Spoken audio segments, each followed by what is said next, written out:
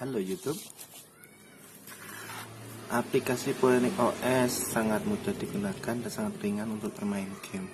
Tapi ada satu masalah, terkadang kita tidak dapat mendengarkan suara. Ini mungkin bug atau apa. Nah, ini kebetulan saya menemukan solusinya.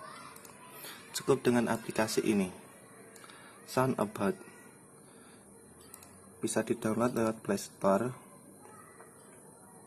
Langsung cari Soundabout. Nah, ini saya sudah menginstalnya. Langsung saja kita setting. Ini saya otak-atik di sini. Ketemunya di dock analog. Ini langsung sembuh ini. Ini speaker juga bisa, tapi terkadang nggak keluar suaranya. Nah, saya pilih ini, dock analog.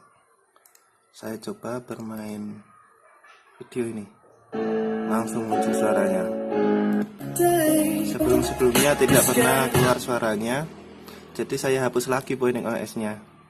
Nah, ini saya browsing, nggak tahu kenapa ketemu aplikasi ini. Nah, bisa dicoba.